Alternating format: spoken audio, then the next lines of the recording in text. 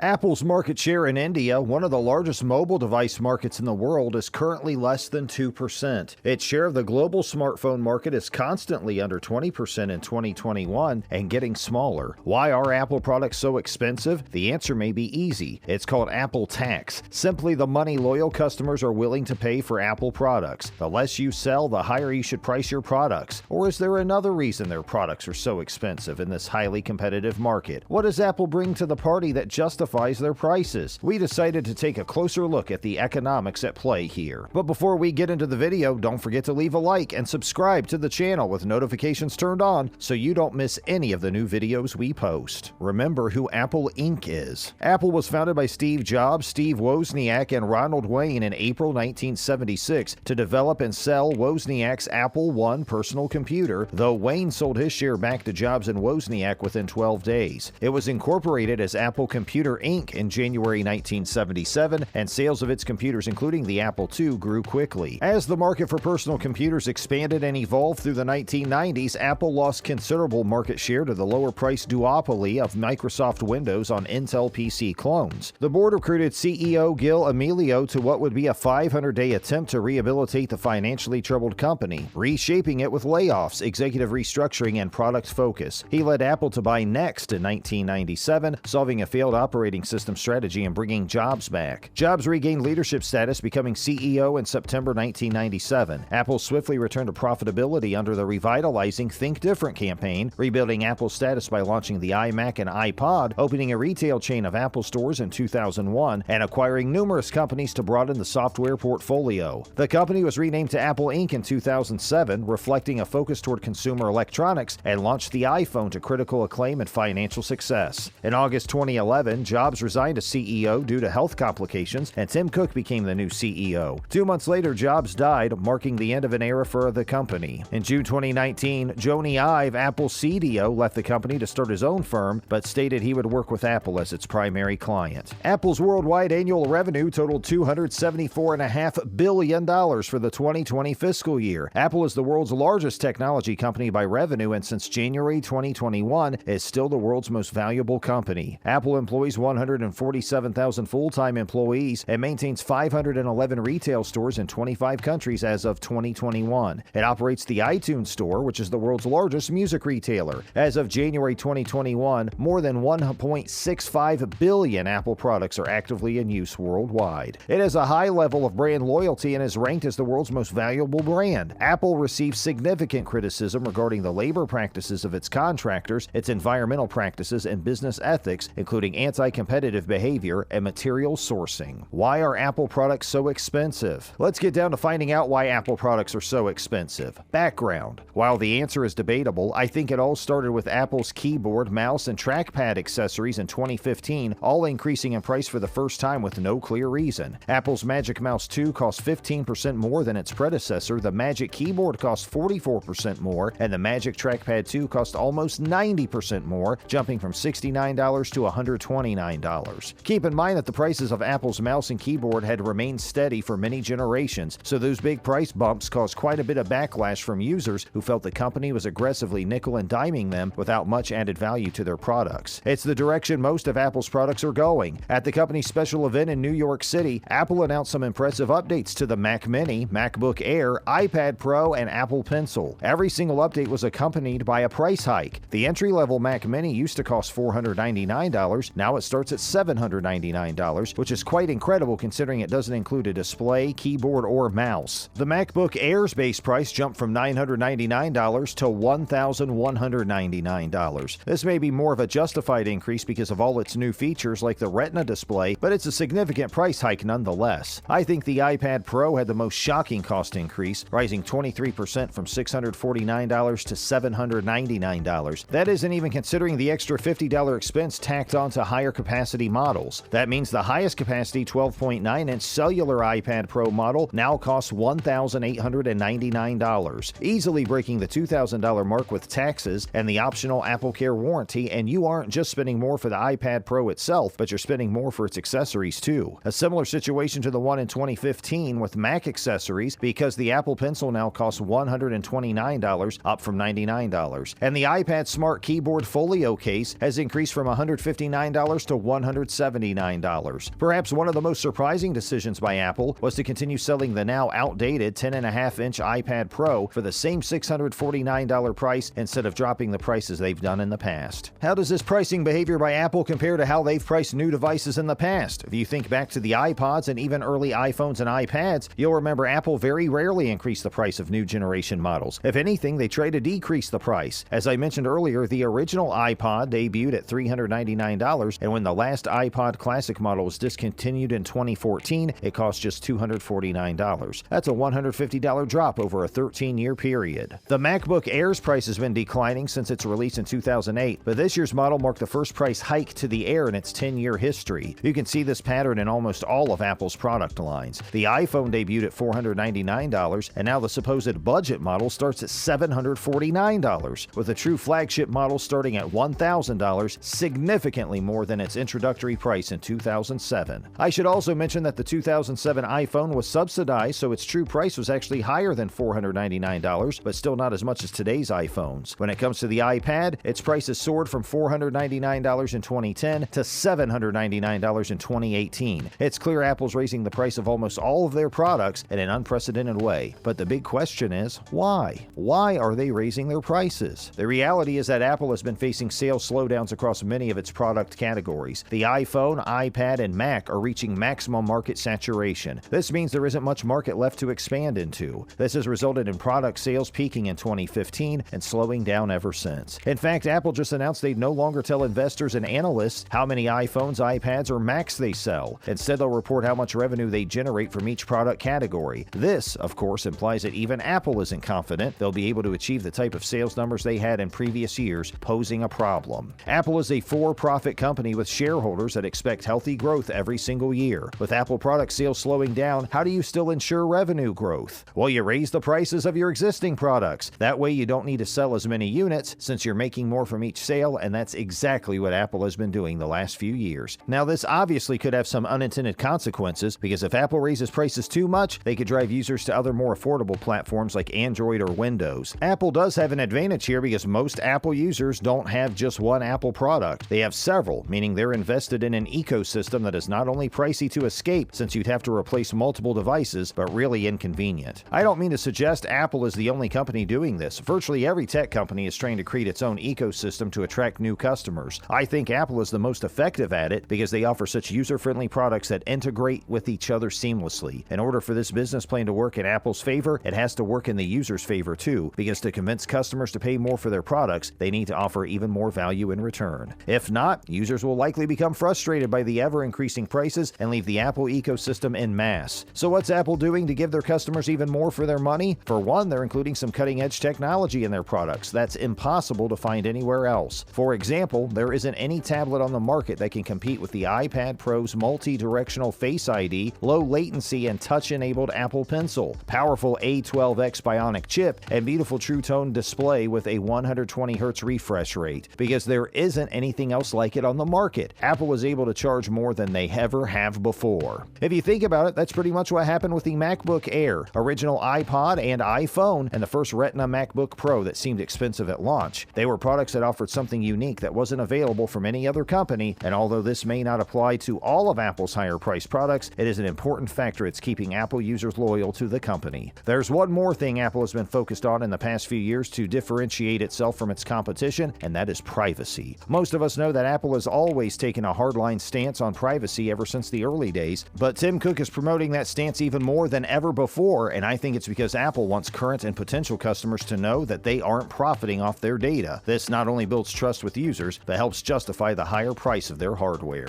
It's become painfully obvious that Apple is testing how high they can price their products without driving customers away, mainly due to slowing sales of their existing products. Although many users appear to be accepting today's price hikes, who knows how far Apple might go to continue revenue growth year after year. All we can do is hope we don't get priced out of the Apple ecosystem or forced to buy outdated technology for the sake of Apple's bottom line. With that, we have come to the end of this video. Feel free to leave a comment below. Do you prefer Apple products? Thank you for watching. Please come back for more. Until then, take care.